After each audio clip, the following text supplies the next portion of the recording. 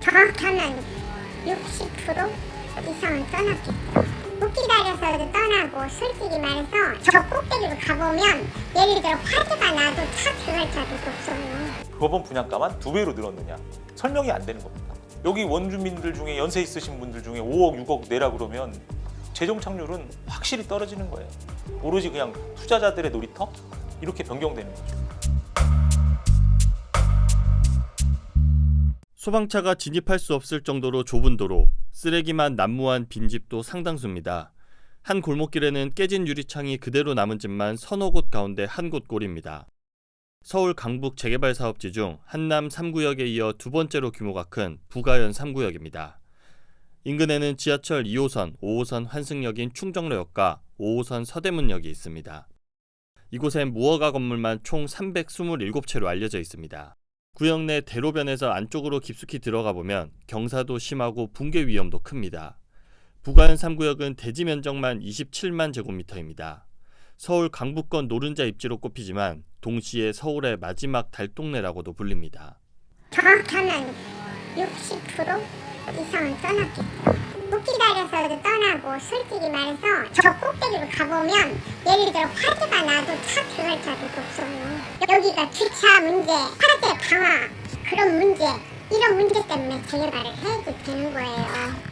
인근엔 이편한 세상 신촌, 신촌 푸르지오, 힐스테이트 신촌 등 재개발 사업을 통해 신축 아파트가 줄줄이 들어섰지만 부가현 뉴타운에서 규모가 가장 큰 3구역과 2구역은 사업이 더딥니다. 부가현 3구역은 2011년 최초 사업 시행 인가를 받았지만 이후 15년 가까이 제자리 걸음입니다. 그런데 또 한 번 암초를 만났습니다. 정비 사업비가 급증했습니다. 당초 8,207억 원에서 2년 전 2조 3,600억대로 올랐다가 이번에 3조 3,600억까지 치솟았습니다. 무려 4배로 늘었습니다.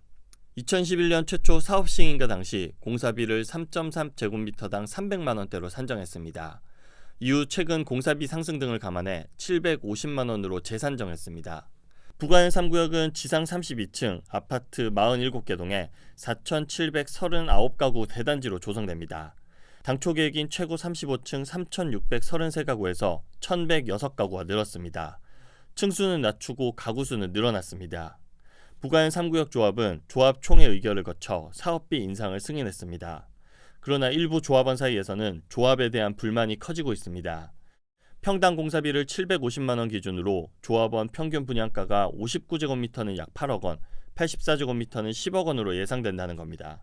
일부 조합원들은 고분양가와 추가 분담금 우려로 인해 부가현 3구역 정상화 추진위원회를 만들었습니다.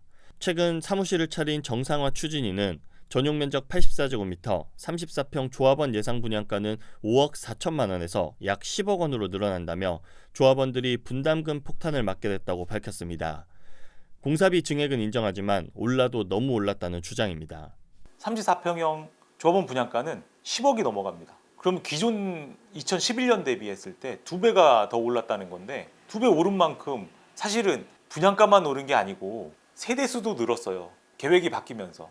용적률도 늘었어. 그러면 설계 면적도 늘었을 거고 일반 분양 면적도 늘었을 건데 왜 조합원 분양가만 2배로 늘었느냐?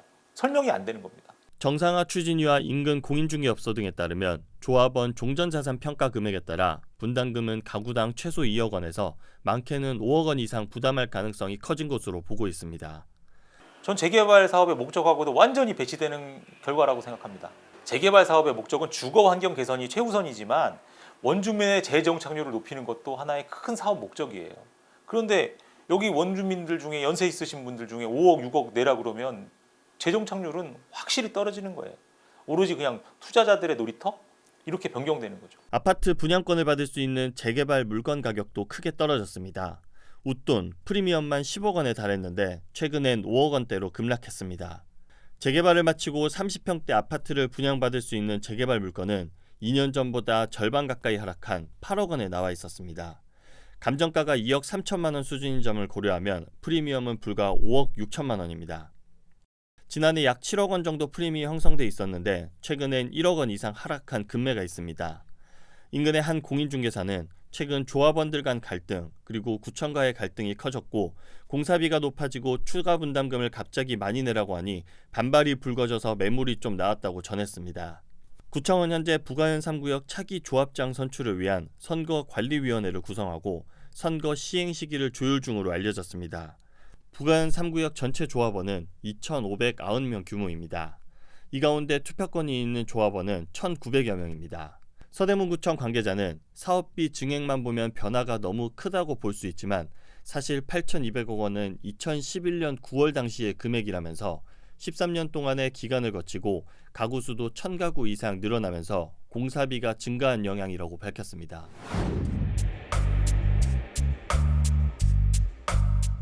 지하철 1호선 금천구청역 아래 안양천과 붙은 이 아파트, 남서울 럭키 아파트입니다.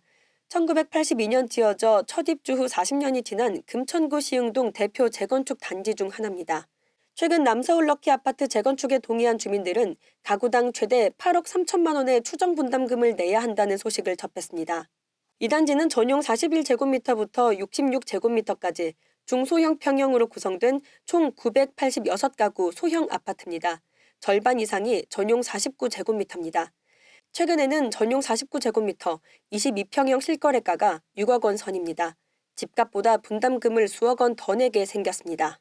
용적률 123%로 사업성이 우수하다는 평가를 받아서 1년 전 예비신탁사를 뽑을 때는 한국토지신탁과 한국자산신탁, KB신탁이 경쟁했습니다.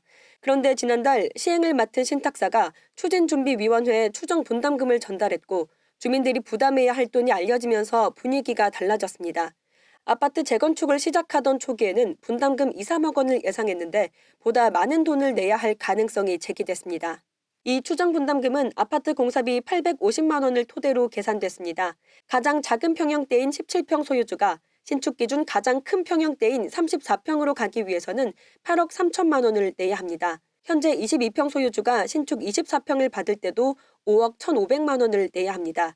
같은 평형대지만 앞서 말씀드린 집값 6억만큼의 분담금을 내야 합니다. 업계 관계자는 최근 원자재 가격이 오르면서 평균 공사비 자체가 올랐고 문일 중 문일고가 인접한 점, 언덕인 점을 고려하면 일반 공법 대신 특수공법을 쓸 수밖에 없어서 공사기간이 길어질 것이라고 전했습니다. 추진위는 추정 분담금이 과하게 책정됐다는 입장입니다. 3.3제곱미터당 공사비를 650만 원으로 하면 부담이 훨씬 줄어든다는 겁니다.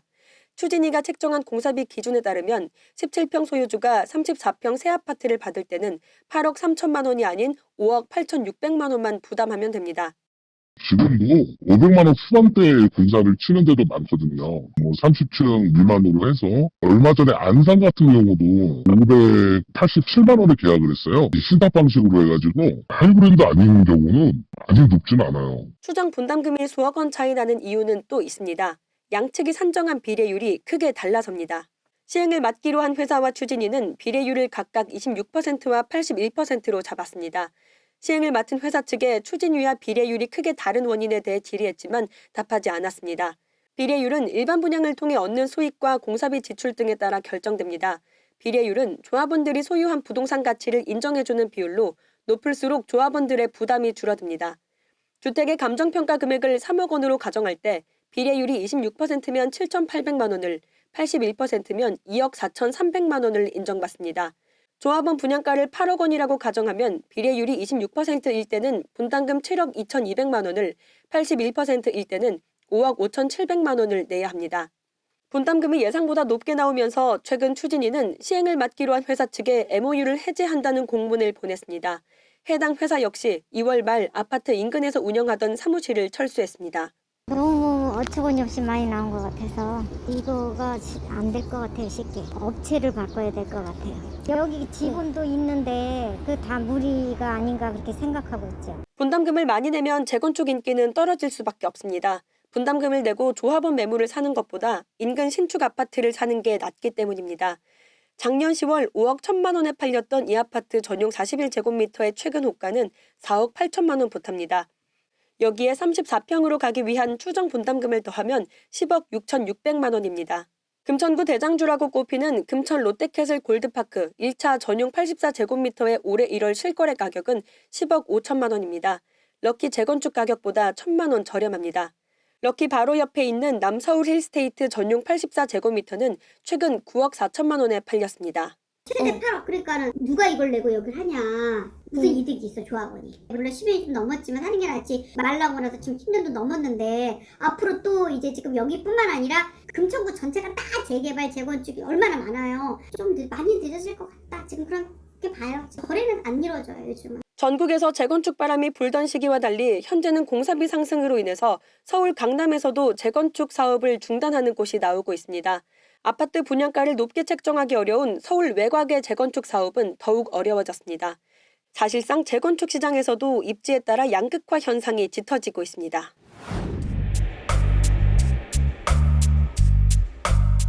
국내 최초 아이스링크장부터 4계절 워터파크의 오페라하우스 공연장까지 역대급 커뮤니티 시설로 화제를 모은 이 단지, 바로 반포주공 1단지 1, 2, 4주구 재건축 단지인 DH 클래스트입니다. 반포주공 1단지는 서초구 반포본동 전체를 꽉 채운 한강변 대단지 아파트입니다. 1, 2, 4주구는 2017년 현대건설을 시공사로 선정하고 2년 전에 이주를 마쳤으나 조합 내분, 공사비 문제 등으로 아직까지 착공을 하지 못했습니다. 이런 가운데 현대건설이 지난달 조합 측에 공사비 증액을 요청하는 공문을 보냈습니다. 2019년 산출한 공사비 2조 6천억 원을 4조 원으로 증액해달라고 요청한 겁니다. 1조 4천억 원이 증가해 무려 55%가 상승한 금액입니다. 평당 공사비 기준으로도 548만 원에서 829만 원으로 뛰었습니다. 현대건설 측은 코로나 기간 외국인 근로자 수급에 어려움을 겪으면서 건설 인건비가 치솟았고 러시아 우크라이나 전쟁 등의 여파로 시멘트, 철근 같은 주요 자재 가격이 급등하는 등 현재 책정된 비용으로는 공사를 진행할 수 없다는 입장입니다. 공문에는 기존 46개 동 5,440가구에서 50개 동 5,002가구로 공사를 변경하는 내용도 들어갔습니다. 당초 다음 달 착공을 목표로 하고 있었으나 만약 조합 측이 현대건설 증액 요청에 반대해 공사비 공방을 이어갈 경우 착공 시점이 늦어질 가능성도 있습니다. 조합 측은 공사비 증액 요청에 대해 내부적으로 어떤 결정을 내릴지 검토 중인 것으로 알려졌습니다. 현대건설이 요구한 공사비 증액분 1조 4천억 원을 조합원 수 약 2,300명으로 나누면 1인당 무려 6억 원이 넘습니다.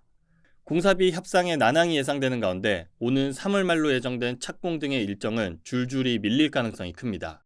조합 내 공사비 협상단은 현대건설 공사비 증액분 요구가 합리적인지에 대한 검증에 들어갈 예정입니다. 인건비 오르고 저 자재비 다 오르지 않습니까? 그럼 합리적인 그 국가기관에서 조정하는 데 있지 않습니까? 그 조정을 해가지고 할 거예요. 재건축 투자의 핵심은 분담금입니다. 조합원의 경우 분담금이 적게 나와야 최대의 수익을 낼 수 있습니다. 분담금은 공사비와 분양 가격에 따라 결정이 됩니다. 공사비는 낮고 분양 가격은 높아야 분담금이 줄어드는데요. 문제는 반포주공 1단지는 분양가 상한제가 적용되는 지역이라 분양 가격이 시세보다 낮습니다. 그런데 공사비는 평당 548만 원에서 평당 829만 원으로 인상이 된 겁니다. 조합 입장에서 부담이 커질 수밖에 없습니다. 이 사업장은 서울시가 지난해 한강변 아파트의 35층 높이 제한을 폐지하면서 최고 층수를 49층으로 높이는 것을 검토했습니다. 하지만 층수를 높일수록 공사기간이 늘어나고 사업비가 증가하는 부작용 등을 고려해 기존 설계대로 사업을 진행하기로 결정했습니다. 게다가 일반 분양 물량이 당초 예상했던 2,400가구보다 줄어들 가능성도 있는데요. 윤석열 정부 들어 종부세 부담이 줄어들면서 1+1 재건축을 희망하는 조합원이 많아질 수 있다는 전망도 나옵니다. 결국 조합 입장에서는 최대한 일반 분양에서 이익을 내 인상된 공사비를 해결하려고 할 텐데요. 결국 이 부담은 일반 분양 수분양자에게 넘어갈 수 있습니다. 그래서 벌써부터 분양가가 평당 9천만 원, 평당 1억 원에 달할 것이라는 이야기도 있습니다. 공사비는 이제 바로 써야 될 게 아니니까 여기서 지금 팀을 짜서 거기 나름대로 분석하고 이제 둘이 협상해서 해야 될 거니까 시간이 몇 달 걸리거든요. 조합원들이 그걸 일반 분양분으로 또 넘기겠죠. 자기네들이 고스란히 맞을 수는 없잖아, 그죠? 뭐 마이너스 하면서 할 필요는 없잖아요. 최근 서울뿐 아니라 부산 등 재개발 재건축 사업장 곳곳에서 공사비 증액 문제로 건설사와 조합 간 갈등이 잇따르고 있는데요. 상황이 이렇다 보니 한국부동산원에 공사비 검증을 요청하는 사례도 증가하고 있습니다. 부동산원에 공사비 검증을 신청한 건수는 제도가 도입된 2019년 3건에서 2023년 30건으로 점차 증가했습니다. 공사비 인상에 따라 분양가 상한제 미적용 지역에서는 일반 분양가가 당초 예상보다 큰 폭으로 늘어날 가능성이 높은데요. 반면 서초구 등 분양가 상한제 적용 지역은 분양가를 높게 책정할 수도 없는 노릇입니다. 결국 조합과 건설사 간 갈등이 지속하면 사업이 지연될 수 있다는 우려가 커지고 있습니다.